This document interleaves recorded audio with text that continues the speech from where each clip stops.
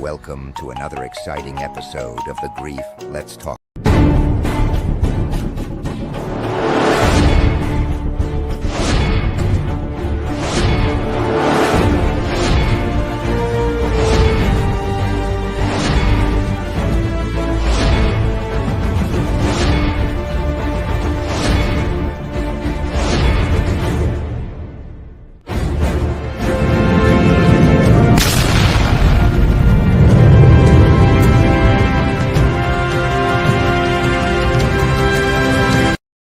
Hello, everybody, and welcome back to another episode of the Grief Let's Talk About It podcast. You guys know who it is. This is Tony Lynch. I'm the host of this podcast. And yes, we are your number one podcast to bring you conversations around death, dying, and grief, and all the messiness that comes in between with some amazing people who are out here not only walking the walk, but talking the talk, changing people's lives one heartbeat at a time.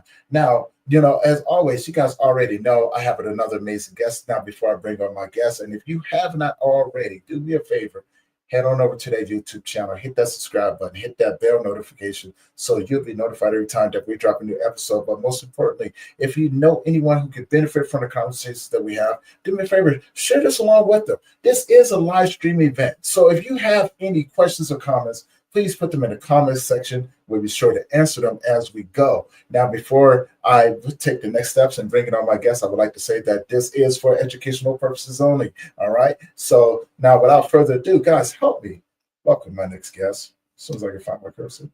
There she is. Valerie, how you doing? Great. Hi, Tony. How are you? I'm doing well. Welcome to the show. Thank you so much. Yeah. So now, before we get started, introduce yourself to the audience. Tell people who you are, where you're from, and about the work that you do. Awesome. Thank you. So I'm Valerie, and I come from Kingston, Ontario, Canada. And I work with our business that we call Do Well.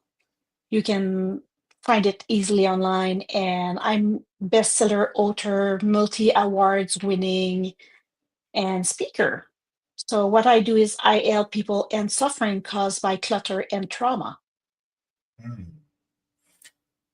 How did you get into this work? Then thank you for the work that you do, because decluttering your life and things like that is a huge thing, and people finding mental resilience in as they begin to heal in their paths. How did you get into this work? Yeah, thank you. So basically, if I go back multiple years before, I happen to have had a trauma. And I continue through life, thinking, okay, I get this and I will be able to push through. But one day, my husband got a notice. So we have a transfer from different Mhm. city inside the country. And the day the estimator came, they sent a moving company and the estimator came and he tell us, ma'am, we cannot move you. You need to let go of at least half your stuff. Mm. Half. Can you realize half the stuff? So at that day, we tried to make it happen, but my husband has to move before and I stay behind to continue the clutter. Mhm. And then eventually we were able to reunite and move together and all of that. And then I decided to really help people that are in similar situation, not necessarily because they need to move, but because it's hard to let go of clutter. Mm. And I started at the beginning, I was as a home stager, before people move, we Yeah. come and we on stage. But really realized pretty fast that people were not having difficulty putting a frame on the wall here and there or a blanket on the bed. It was more about decluttering before doing that part. So I then become a professional organizer and specialized to work with people that have trauma. Mhm. So that specialization really came because I studied in occupational therapy in the past. And I also had a lot of experience as a first responder and then my own trauma. So I decided to start helping people that have trauma declutter. And I did a lot of research, contacted neuroscientists, psychiatrists, and lots of people to develop what we call today the Do Well method. Mhm. And Okay. yes, that's how I get here. Now we're online since before COVID. Before I was going in home, helping people directly. But now I do all my work online. Now leads me to my first question. Do you think that people have a hard time letting go after experiencing trauma? And the reason why I ask that is because it almost seems as if the things that they keep is a safety net for them that they don't want to let go, or an attachment to something, right? That Exactly. they want to let go. And so they hold on to it in fears of breaking that connection with said person or said thing. There's multiple reasons. Yes, there's the possibility of breaking that connection, but there's also the fact that when someone had a trauma, the brain shifts the way it works. Mm, Okay. And from there, the body become in that fight or flight mode that we often hear. You're in fight or mhm, flight or freeze mode. And to be in that state, the body produces more cortisol, that is the stress hormone, than mhm, other individual. Now, we have more cortisol, but not only that, normally the cortisol goes up and down on a curve that is pretty straight.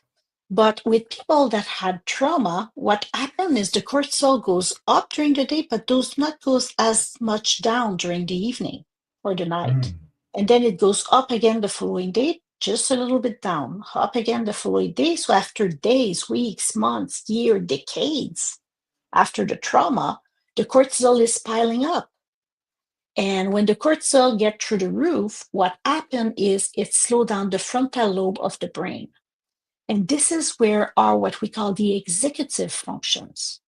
So basically, if we want to talk about executive function, we're talking about planning, organizing, sorting things, be able to make decision, be able to stay focused. We often heard about focus, be able to stay focused. And also that what we call working memory. Now, working mhm, memory is kind of, you get in a room and what was I coming to grab here?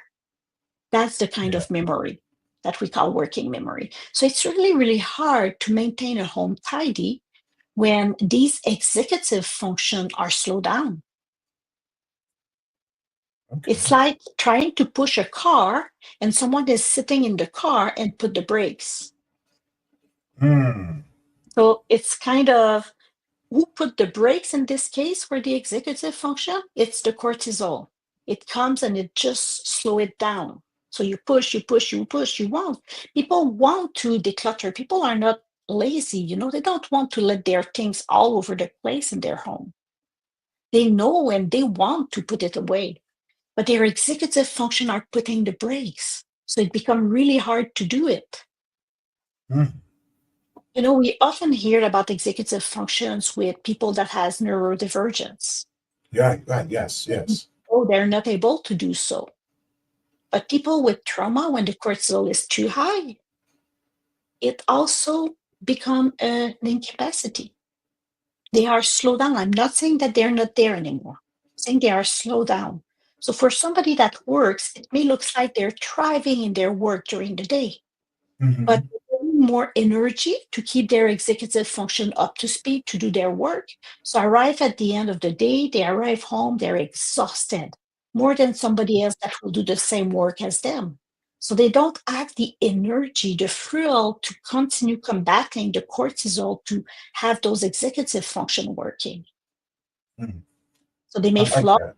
out and order takeout. Okay. But that makes sense. Which kind of reminds me of grief brain, right?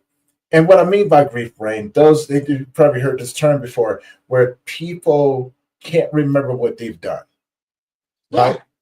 And so, and I'm gonna speak from my own experience when I say this. When I was going through the multitude of losses that I had endured, I went for the first 2 years, after my son passed away, and I couldn't tell you what I did. I knew I had a routine that I followed, but I couldn't tell you any conversations that I had with people.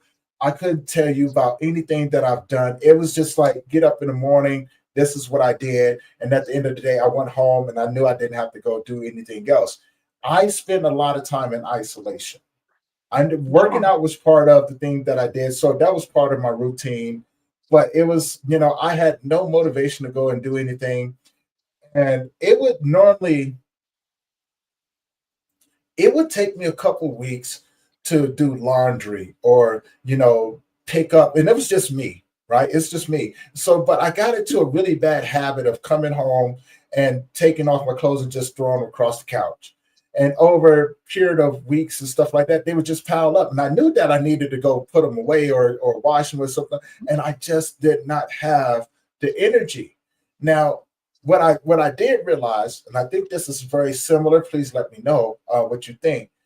The nervous system is in such a shock that it rewires the way that you not only feel about certain things, but the way you think about certain things. Like there's a disconnect between the head and the body. The synapses are rewiring itself in different ways, Yeah. right?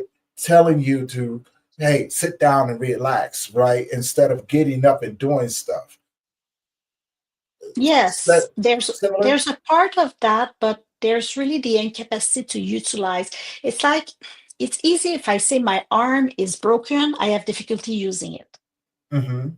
We understand that. But if some link in the brain, like how the connection happen, how the executive function, and they're not able to do it because the cortisol is kind of making that incapacity, Mm-hmm. it's the same thing as a broken arm that you cannot use, but it's in your brain. Mm-hmm. So it really reminds me when you tell about your story that you just talked about how, sometimes there are also some grief that are caused by traumatic event. And I Mm-hmm. have a lot of our clients that are grieving because the way a loved one passed was traumatic. Yes. So sometimes what is called grief brain can be Mm-hmm. really close to a traumatic experience. Yes. Yes, and I think I understand that part because I always look at the connection between them, right? Between whether if it's addiction or trauma or grief or any of these things that come along with that, even being homeless, being abused, and all of these different things. There's a woven connection that separates, but it's often the connectiveness is so thin that people oftentimes look past it or overlook them, right? Instead of going back in and pulling them back together in order to get down to the root cause of it. And so when you talk about declutter, I think about the multitudes of ways of decluttering, not just your home, but your mind, your body, and your spirit as well, right? Because all of those things can play a huge part in how you function or not function mm, in your healing process, right? I completely agree with that. In Okay, fact, okay. our do well method is not just about decluttering the space or the belongings. Mm, Because if we start there, clutter will be like a pendulum, You let go hmm. of it, it come back. You let go of it, it come back. If people let Right, go of it right. faster during a weekend, it will come back faster. So the way we build the dual method is really that the very first step is about reducing the stress. Mm, Because, as I say, the stress hormone, the cortisol is slowing down the executive function. So people are hmm. not able to make decision. They're looking at their belonging and they say, I don't know. I don't know if I need them. I don't know if I can let them go. I Mm, just don't know if I will use them anymore. So they're in that what we call decision paralysis, hmm. where they're just not able to make the decision, even if they want. So we reduce the stress and we see people starting feeling better just in a question of matters of weeks, where it's like a backpack loads that they pull off their shoulders and they start focusing again and they're starting be able to make those decisions and things like that. So we really start there with the physiology of reducing the cortisol. And when we get that step nailed, when people are able to make those choices, now we face the fact that often it's a mindset section, the second step. It's about calming the Mhm. mind Right, right. because there's lots of inner voice, that inner chit chat that I sometimes call the itty shitty bitty committee. Mm. So I like what that. happened, yeah, exactly. So what happened is people will make a decision of, I want to keep this, I'm ready to let go of that. But what if this happened and if this and in maybe I don't know. And just in case, and that pile in the middle, the just in case or maybe pile, become more Mhm. than 80% of their belongings. Mm. So people need to be aligned to make the choice with the identity they now are. Because often Yes. after a trauma, people will identify as a victim. And when you are able to let go of the trauma, progressively people identify as survivor. Yes. But my people, I want that they identify as themselves because survivor is still it's still a word related, an identity related to the trauma. I'm the Mhm. survivor of the trauma. Versus if I'm Tony or Valerie or Anna or and I thrive. Now my identity is not related to the trauma. It's related to who I am. Okay.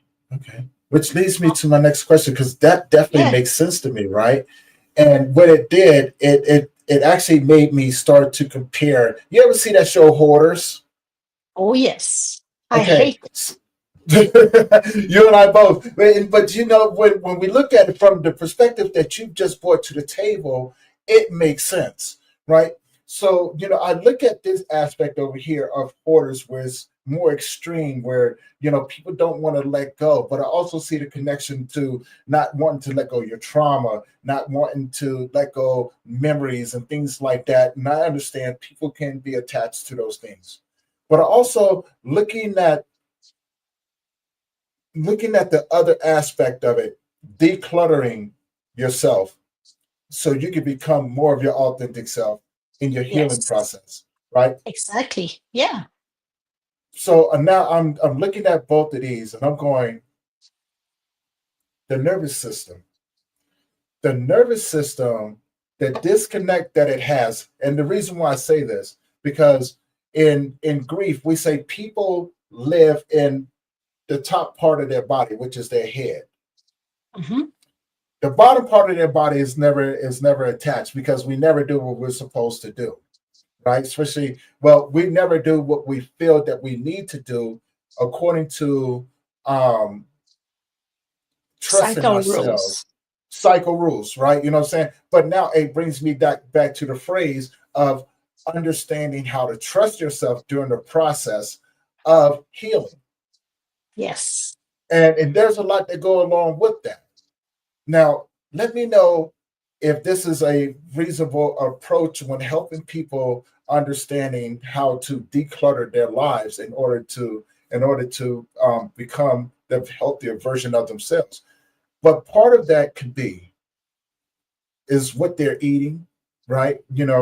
Not trusting themselves to get out of survival mode, right? Because when you've gone through trauma, there's a mode of survival that comes along with that keeps you safe. Reason now, I'm not comparing this to anyone. I'm comparing it to myself when I say this. Okay, so for Yeah. me, I've been I learned how to survive in the world. That's all I've ever known until my world was taken away from me. Then I had to learn how to adjust to this new world that I lived in. but I was always afraid. Now I'm saying these key words because I want to say is it connects in so many different ways. People are afraid of getting out of survival mode Of course. because they're afraid of being vulnerable and It's not, open. yes, but it's more than that. Okay. When people are in survival mode, they often still are in that victim identity. Yes, yes, yes. And they need to change completely their identity, and change is scary Mm, to become the survivor. It's being outside of your comfort zone. So, yes, change is scary. And you need to let go of some coping mechanism to pass from victim to the survivor identity. But in the survivor identity, you may still have a coping mechanism, like you were saying, eating different things. Like I mhm, know for myself, at some point, I was anorexic. And at another point, I was binging. So I passed from one extreme to another mm, because I was feeling bad about looking beautiful. mm, That was outside of my comfort zone. That was feeling dangerous in the way my brain was wired. That was being vulnerable, that under the look of any man. mm. Okay. So the thing is, the first thing to be able to go to that thriving mindset, or as you say, where it's more decluttered, it's more clear, and it's more what you want, you need to be able to connect to your emotion. You know, often after a trauma, people are kind of dissociating between what they think and what they feel. Mm. Yes, yes. And I often compare it like if they put all their emotion in a big beach ball, Mhm. and with the cortisol, they hold that beach ball under the water. Then When eventually, the when the cortisol release, it goes out with tears. And we call them tears of healing. mm, So, and then progressively, people are able to process and really let go of the past, let go of the suffering, let go of what I call the trauma's grip on them. Because the trauma happened specific days, moment in time, but we stay stuck in our limbic system. The trauma is not stored in the cortex until it's processed. mm. So Okay. people stick in their limbic system, and then lots of coping mechanism happen. Now, I want to touch on to what you said about the cortisol level because as being a personal trainer myself, I know a little bit about cortisol. It's one of the many dangers when working out. It can raise your level. It can eat away at the muscle and things like that, which in turn can add to whatever traumas you've already put on your body. It can increase acid reflux, right? To Yeah, where in turn you can feel very overwhelmed and really honestly cause your body to become sick, and you begin to feeling very nauseous. You can begin to have vertical disillusions, and what I mean by that, whereas you may be standing up there and the world may be feeling like it's spinning around you, right? Like you're on some sort of inside roller coaster, so to speak, but it's vertigo for the most part, yeah, um, which in turn can cause you to have ulcers, right, and other forms of illnesses um, that can be very detrimental to contributing to you becoming a victim, or feeling like a victim. If I'm not yeah. right, okay. What are your thoughts on that as well? What are your thoughts on No, that? I agree. And we see often uh, it's not proven scientifically, but numerous times I hear people that have had trauma having either fibromyalgia, autoimmune disease, or any of those severe pain in their body. Mhm. We see that again and again and again. So the body react to what happened. There's a reaction.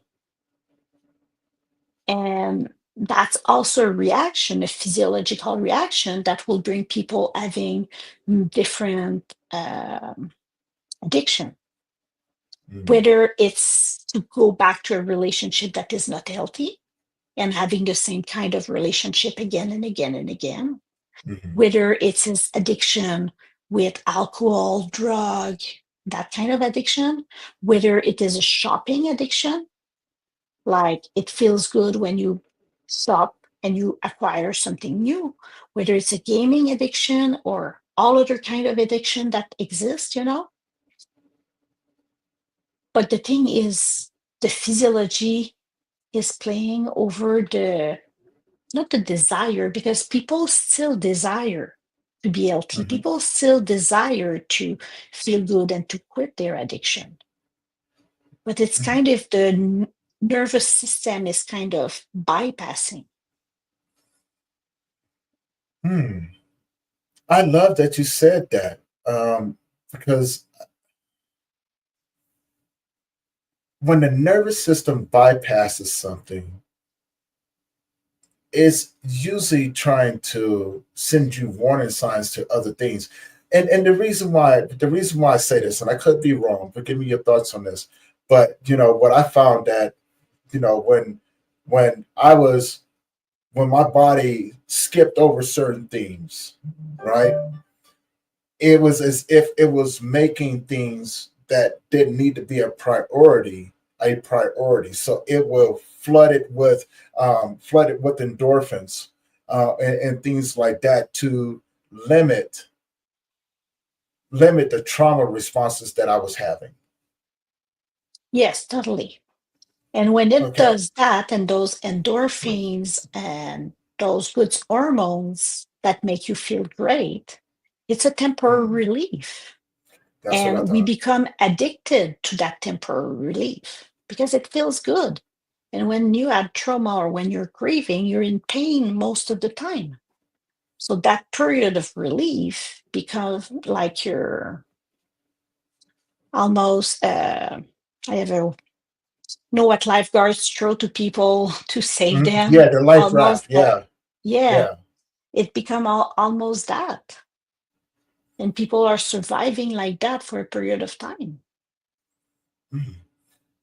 What is the biggest fear that people have with letting, aside from wanting to remain in the victim mentality, aside from letting go of memories, things that keep them safe? What is the most common fear that people have with understanding that decluttering their lives can be beneficial for them? It's a Aside from really good those main three. question. Yeah, Yeah. that's a really good question. Sometimes what I see, it's almost a fear of being loved Mm, and a fear of loving yourself. man, that's deep.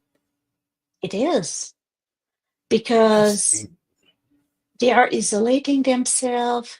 They have messages that came from the trauma or when they were young, for example, where they hear things in their first couple of years, and those messages are not necessarily healthy, and they keep repeating them and repeating them. So at some point, they think they're not somebody good, and their fear of being loved, because love had hurt so many people. Love is beautiful, but love can hurt as well. Yeah, If we yeah. think just to name the narcissistic trauma, You hit I it right know, there. I You hit it. know. That's just an Whew. example, but that's hard. So, how people are afraid after that to be Mhm. loved, to let other people love them, and even self worth. is something that we need to be rebuilt. I hear it often, but am Yeah. I worthy of having a welcoming home? Do I deserve that? Am I worthy of it? And that breaks my heart. That just broke my heart too. You know, but not for the reason why you may think, though. It broke my heart because I do this a lot. And what you just said helped me realize that to bring this to the forefront, that there's still some healing in me that still needs to happen. And I work on me every day. So don't, it is one of those things that I do work on every day. Reason being, I I have a hard time celebrating holidays. A very hard time celebrating holidays, And here, right? It's a time where I don't want to be bothered with anyone, that I don't want to communicate. I don't want to do anything except for just be left alone. mhm. And you're not alone And like that. right, I'm just right. I'm not alone in that aspect of it. But I think you hit the nail on the head, and I'm glad that you brought it out because now it's a way that I can hold myself accountable just through what you just said there. Because this last holiday, Valentine's Day, you know, I don't function well around it. Reason being is because, again, I've been in that narcissistic abusive relationship. I'm sorry. Oh, don't be. Look, she was our best teacher. And I say that to say this because what she taught me, right? She taught me how to forgive. She taught me how to not fall into the trap of the narcissist, right? And also to bring to light my own narcissistic tendencies and be able to subconsciously correct all of those different things by, as you said before, and I'm still in your phrase when I say this, decluttering my own mind, decluttering my own body. Now, I say that to say this because I'm not perfect. I'm not perfect Mhm. at all. I'm a work in progress and always will be a work in progress. But what I didn't do is that, this last holiday, I made a choice to say, I don't want to do this. In turn, I may have caused a little bit of confusion in someone else's life. But now here's where the other side of it comes in as well, because I felt, and I could have been wrong in the way I felt this. I felt that if I tell you my intentions and I make it very clear that these are the boundaries that I'm not going to cross, that this is what I'm not going to do, this is what I will do.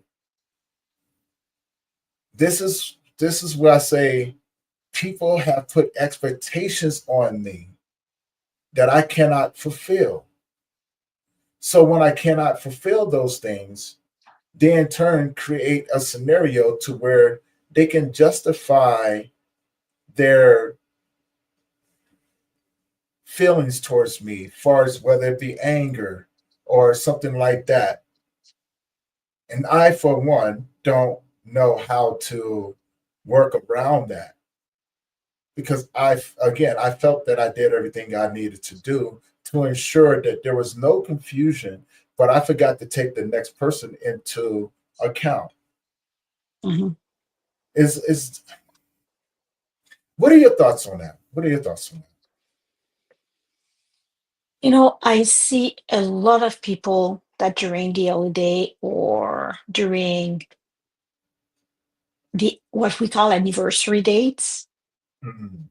uh, are really feeling the need of isolating. That as an inside turmoil that really makes it feels hard to cope with that period of life.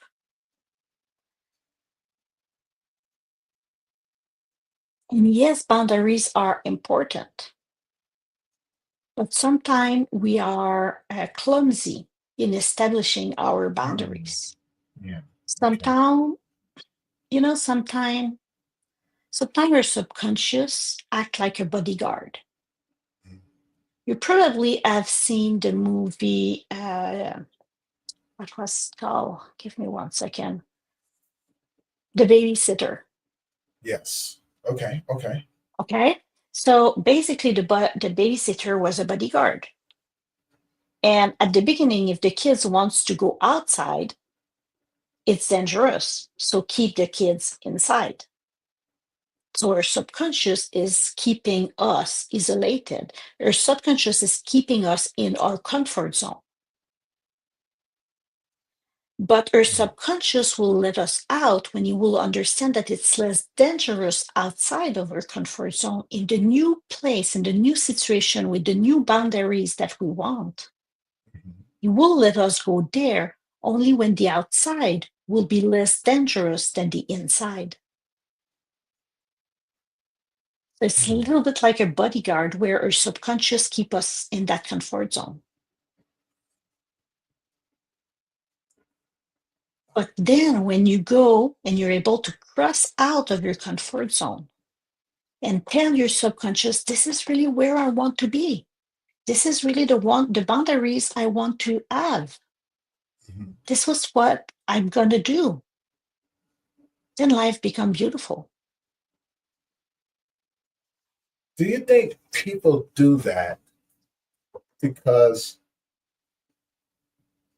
it's a place where they can make sense out of life, right? And what I mean by that. So I'm thinking from a perspective of someone who has been a fighter, a survivor the whole entire life, right? Um, Oh, this is a great segue. So before I even ask the question, navigating single fatherhood, my friend over here, Jay Lewis, just tuned in. I think he just took the question that I was going to ask you. How do you challenge the feelings of safety and break out? Oof, that's a good question. Yeah, he took my question. Jay, you better stop, man. I'm gonna call you up and we're gonna have some words. No, no, keep them coming. Keep them coming, y'all. So, how can you challenge that feeling of safety that, Yeah. in fact, keep you unsafe, basically? Mm, So, that keep you from moving forward, that keep you from having breakthrough. The easiest way that we've found is really to first be able to make the decision of what you want, where you want to go, and from there using affirmation. Because our subconscious control 95% of what we do. mhm, So if I have 5% that I have control, let's use it to influence my subconscious to teach it what I want in my life, mhm, what I want more in my life. So when the subconscious will have gained control again, then it will direct more in the direction that I want to go. mhm. It's like rewiring the brain. You know, you know those vinyl when they were broken, they were jumping. Yeah.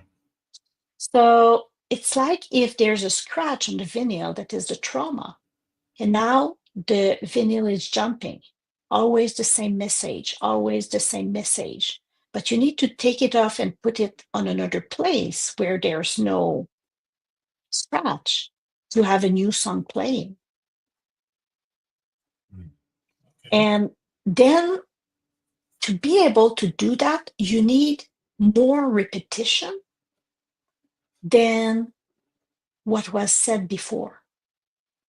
What I mean by that is, we know there's two ways for the brain to completely shift. One is with trauma, either Mhm, it's a positive or a negative trauma, but when there's a trauma, the brain shifts. The other one is repetition will rewire. So if you do affirmation and you repeat them with conviction and emotions, if you just mhm, say the sentence, it doesn't work as well. But you repeat them with conviction and emotion, then you're entering in your subconscious a new message. You're rewiring the neural pathway in your brain. And when that new pathway become more visible than the trauma pathway, then it will go that route, that journey first. Hmm. Okay. This just leads me to my next question because I've this is part of the subconscious mind, understanding three levels of consciousness, and understanding. And then again, this is just for me. So when I say this, I'm only speaking from the things that, you know, from my own opinion about it. Okay. So when it comes down, to the consciousness mind, I realize that there's three levels. At least these are the ones that I know of. There could be many more. I just haven't reached to that level yet. But one is the subconscious mind, one is the conscious mind, and one is the unconscious mind.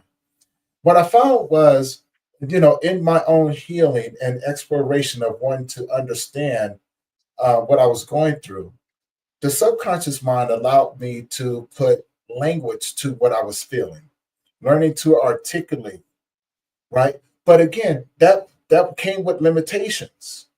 Now, although those limitations, it took me a while to reach those limitations, it did allow me to build a pathway consciously to the next step without with the limits, right? But once I realized the limits, I said, okay, I'm going to have to do this a different way, right? Because Mhm. what I realized was is that yes, it was beneficial. It blocked me from certain things, and again, the mind keeps us from harm. It keeps us. The mind wants to keep you safe. Yeah. So now we go to the conscious mind. And although it was a great adventure, I did find that to have its own set of limits as Mhm. well, right? I can only go but so far. Now, the one that I found the most beneficial, and this is with dealing with trauma, dealing with addiction, um, dealing with my mental health, dealing with the grief, dealing with all of these, the abuse, the narcissism, understanding, but there are also the different forms of abuse, which led me to forgiveness and accountability, not for other people, but for myself. And that was the unconscious mind. I realized that exploring this one, I was able to take things and to a totally different vastness without the limitations, right? To explore what that looked like in order for more well-being within me and and connection. Which going back to what you said, and tell me what you think about this. But it allowed me to declutter not just the inside, the outside, but everything else around me when it came down to people, places, or things. Mhm. Define for me your definition of unconscious mind, because I have here different things.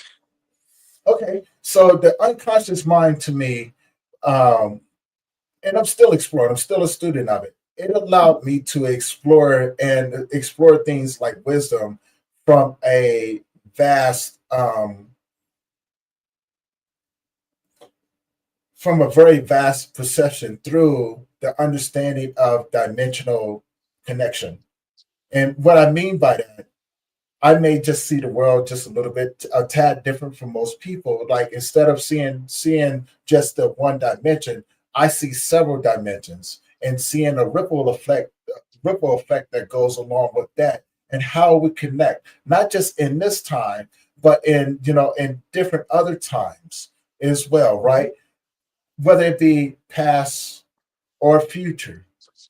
It Okay. allows me to dictate how I walk and show up, understanding that everything that I do, it leaves a footprint, whether it be a spiritual, whether it be a physical or a carbon.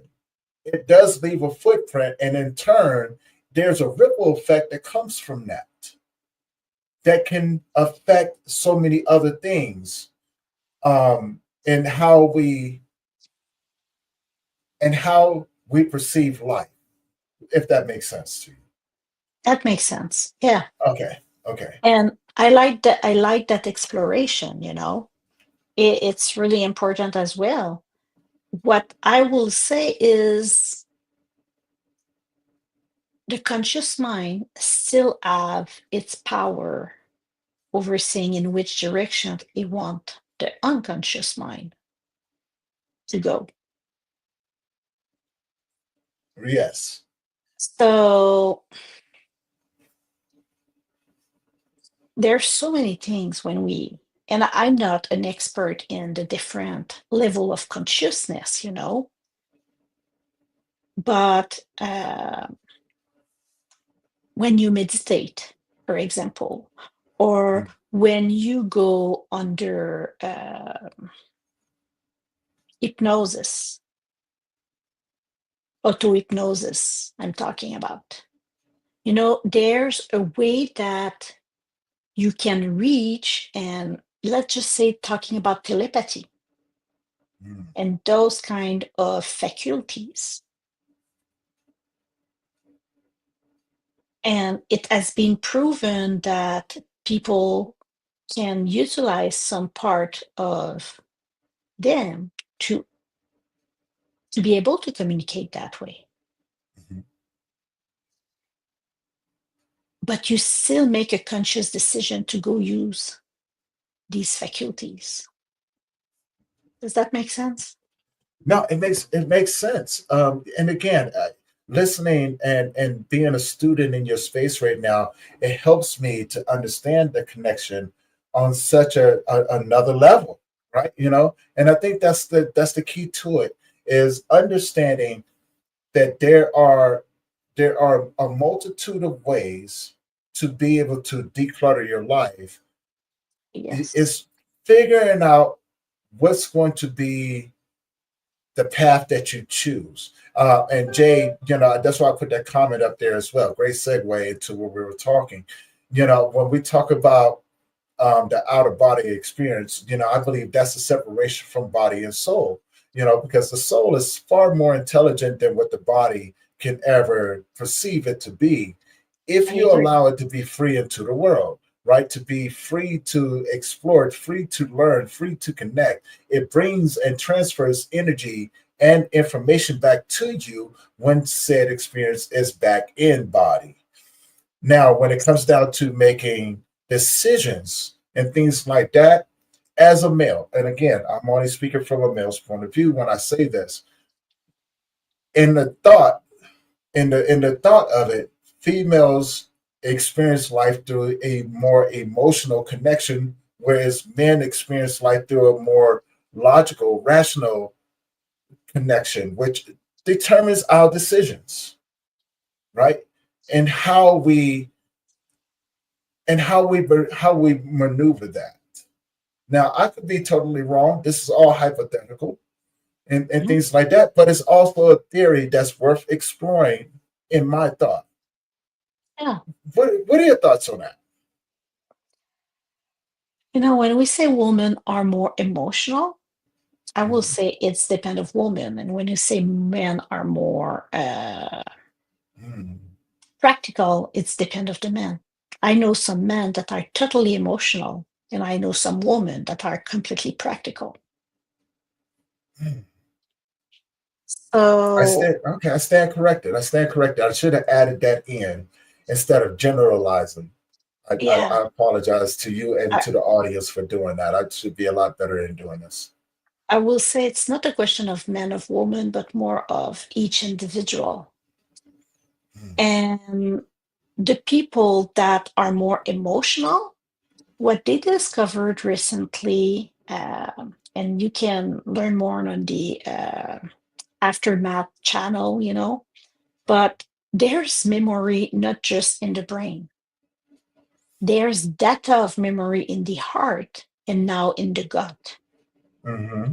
And when we are talking about emotion, we're talking about, yes, the heart, but we're talking about, you know, we often hear gut feeling.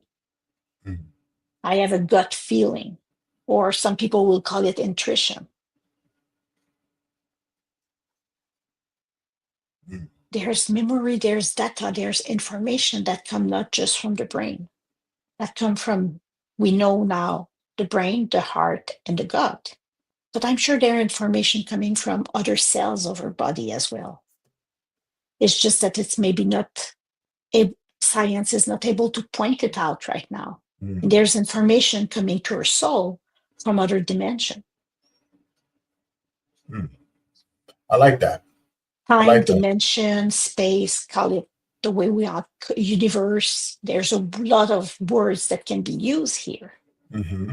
But to come back to the definition of decluttering, for me, decluttering is not just about letting go. Because when you see decluttering as an act of letting go, you see decluttering as losing things. For me, Yes. decluttering is an act of choosing what truly matters in the now for you. Choosing what truly matters. And I'll give you an example of a couple that were downsizing. They were having a big home, a couch, a sofa, some call recliners, Mm-hmm. But when they downsize, they decide to purchase new piece of furniture. Yeah. Why bring in the ones that we don't love anymore, that is used since many years, while Mm-hmm. we can let go of all of them and had a new two place or two new smaller recliner. Yeah. Yeah. So they added things. They choose what matters for them in a new situation. They could have bring the old recliners or the old sofa, the Right. love seat, but Yeah. they decided what matters for them at that point. Mm. So they added something. Decluttering is not just about letting go. Decluttering is about choosing what truly matters in the now, whether Yes. it's in the stress, whether it's in the mindset, whether it's in the time management, whether it's in the space and the belongings. Yeah. Okay. Now, That it's the that same thing when we talk about consciousness. huh. Okay, At that some, makes sense. at some point, you add the channel that you want to be connected with, that you are ready to connect with. But when you're not ready, you're not connecting through those channels. Right. There's a disconnect there. There's a pushback on it because people fear what we don't understand. So it's instinctively to want to push back, to stay in a comfortable position instead of getting. See, I'm addicted to being uncomfortable. Everything I do, I love to feel uncomfortable. But I also now this is going to sound strange when I say this, but it's the truth. I get a kick off of being afraid of doing things, not for the reason why people may think, but I'm afraid for all the right reasons. And what I mean by that, I'm afraid of failing,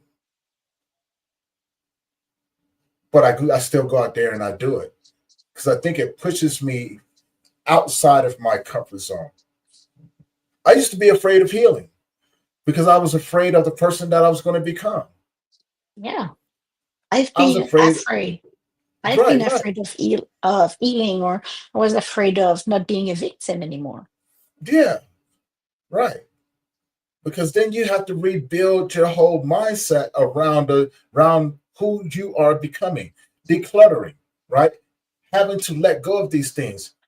I think it goes back to what we talked about earlier, being afraid of who you may become, right? Yeah. Because we allow things to define us and then we become those things. Mhm. So, and what I mean by this, a person can have a clock that's been underneath a pile of boxes, never been used in probably 20 years. Batteries dead, the clock is on the wrong time, etc. Now, the subconsciously or consciously, you know the clock is still there. Mhm. You know that at some point you should get rid of that clock. Yep. But instead, it becomes an important thing. And now it's a sense of urgency to dig said clock out, only to put it at the top of the pile. Yeah. Right? Okay, Yeah. okay, okay. I So, will compare that, if you allow me, right, to yes. people that have a lot of clothes. Mm, Okay. So the comparison I will do is, let's say somebody retired. They have their clothes that are their clothes from before, mhm, when they were the work clothes. There's the clothes to get out, like the evening clothes. And there's the clothes for the daily day, the casual clothes. mhm. But the clothes that they were wearing to go to work, they're not wearing them anymore. It's maybe 20 years, 30 years that they didn't wear them, but they Mhm. still have them. They keep them because of the fear of losing that identity of who they were. Yes, yes. Yeah. So that fear of identity, that fear of, if I lose that identity, I'm not a worker anymore, I'm not contributing. Even if they're still not contributing in that way, they're contributing in new ways. But there's that fear of, if I'm not a teacher anymore, if I'm not a doctor anymore, if I'm not an engineer anymore, if I'm not, what am I? Mm. Do, do you think that fear is based around um, not wanting to explore different options, right? And what I mean by this, is that, like, there is a genuine fear of having a new identity, Yes. right? Because you get so used to the identity of who you are. So, and I love the example that you made, the teacher. There's someone who's been a teacher for 20, 30 years. Suddenly they get to a place to where they have to retire. Mhm. They have a tendency of keeping everything from those teaching years because it becomes their persona, their identity. It Yeah. becomes who they are. And I get that, right? Because if you took away grief away from me, I wouldn't know what to do. I know this is who I am. I know this is my identity. But also understand that at some point in time, I will walk away from this once I'm done doing everything I'm supposed to do. And I will have to create a new identity for the person that I have become. And it may not be an easy transition, right? It's hard to give up the things that you Correct. love, right? Correct. And I think that's where the button of the heads that people have within themselves, that causes the internal conflict to make them not want to change, to make them want to keep a certain amount of chaos to hold on to their identity. Sometimes I question, is it that people don't want to change? Or is it that people don't know that there's something else existing? I think it's a combination of both, Possibly. Yeah. right? Because if you look at the both, they both run hand in hand. And so, and it goes back to what I've always said about grief. There's no right or wrong answers to it. It's the way that it's how you have to figure it out, and surrounding yourself with people who have walked the walk that will allow you to explore these different options. You know what I'm saying? As you begin to go through the process of becoming, right, your Hmm. authentic self. Yeah. So, and I think community is a strong part in that as well, or can be, right? Yeah. And how you approach these different scenarios as you begin to move forward. Of course. And thinking about people aging, for example, Mm, when the image or the reflection of the society is we park them in a place and when people are old, Hmm. I understand that it must be completely frightening for people aging because Yes. it's not like on some culture you will have people saying we take care of them, we keep them at home. In some culture, it's almost if we don't want to see that, we will become old as well. So we hide the people that are aging.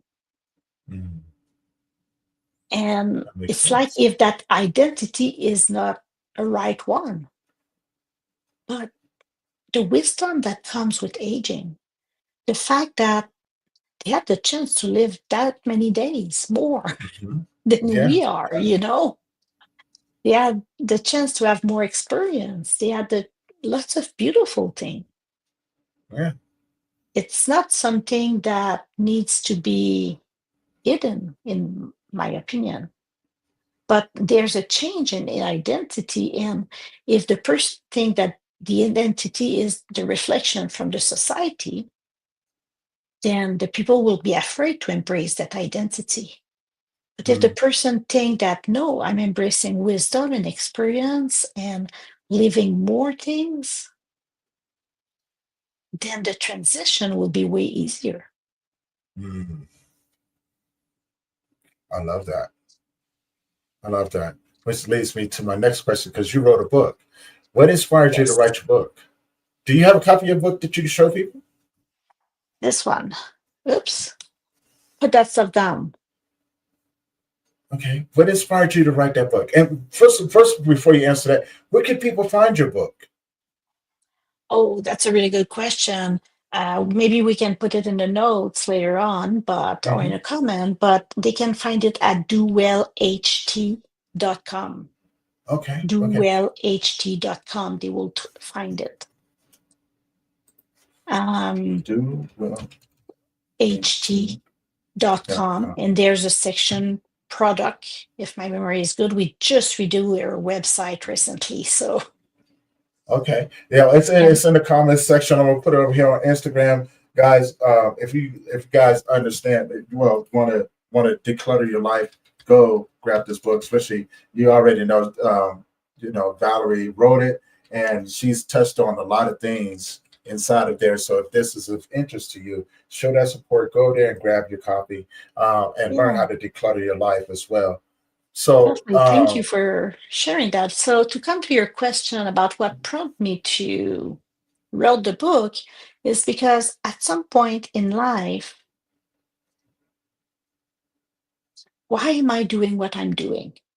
mm, Yes, I know now a way out of trauma, a way out of that grip that the trauma has on your life. And that way is through decluttering.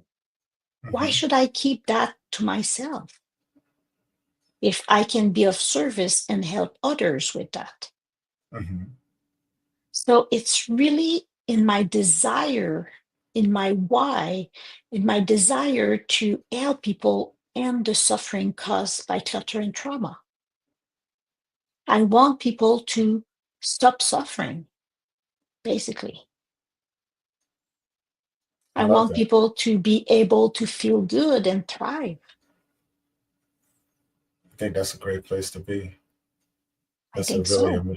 yeah, that's amazing. Because, and I ask people this all the time because it shows where your heart is. You have a beautiful heart. You have a heart of service to other people, and want to see people do good, want to see people heal, and reclaim their lives in a healthy way, right? And it shows what you're willing to go through with these individuals by writing a book, by coming on these shows and talking about these things very openly, and giving people tips. Man, I've learned so much. Learned so much. I got two more questions for you now. Two more. Yeah. First question would be, how can people find you? All people can find me on Facebook, searching with my name. They can find me on YouTube. We have a channel called Post Trauma Secrets and Decluttering.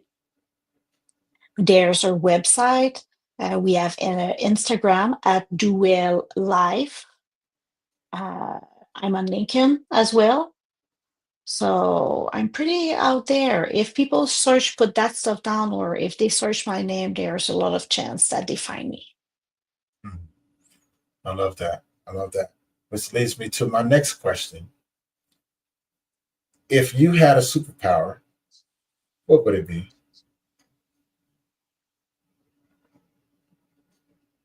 I have a superpower. What would it be?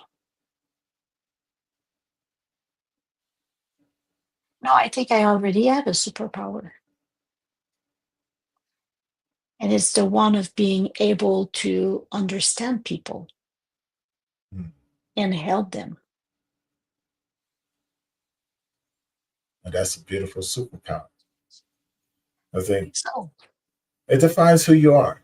And the reason why I ask because our superpowers are part of who we are, right? Yeah. And it's a realization that you don't have to be a superhero to have a superpower. It's a Yeah. human thing. As a person, it makes you put yourself out there and really question who are you. And what people find that every superpower that you have is a part of the gift that you already have within you. And you're just acknowledging it. That's all. You're just and that's a beautiful superpower to have. So now, one last thing before I let you go. Just If you one. could yeah, just one last thing, one last thing. People have to go get your book to find out the rest. They would have to Okay. go get your book. But you also have two more things. You have a YouTube channel. Yes. Tell people where they can find your YouTube channel. It's post trauma secrets and decluttering. So this is how to find it. It's like PTSD, but it's post trauma secrets and decluttering. And we publish every week something new on it. So every week something new will be coming there. And where can people check it out at? I know you got a YouTube channel, but do you have other platforms that you post out on as well? Mainly Facebook. Mainly Mainly Facebook. Facebook.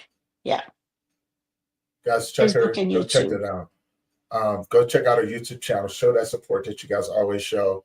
Show me as well. Go show and support her. Check out her content. You guys will not be disappointed. They're always putting out something fabulous. So now, one last thing for you. If you could leave the audience with something, what would you leave them with?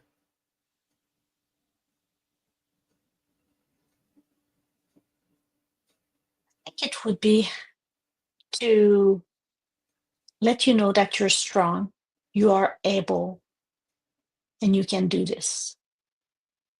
Hmm. I love that. I love that. Now, for everybody out there, if you have not already, do me a favor, head on over to their YouTube channel, hit the subscribe button, show that support, hit that bell notification so you'll be notified every time that we drop a new episode. But most importantly, if you know anyone who could benefit from the conversations that we have, share this along with them.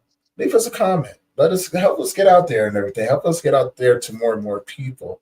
But also, Valerie's information is in the YouTube channel. So all of her links are down there. Go check her out. Go grab that book. Get your copy. Go to that YouTube channel. Show that support. And for everyone else out there that are out there doing some amazing things, I'm coming for you. I want to talk with you. I want to have more conversations, normalizing the conversations that we do have to bring more to our communities and to this world. Let's help make a difference.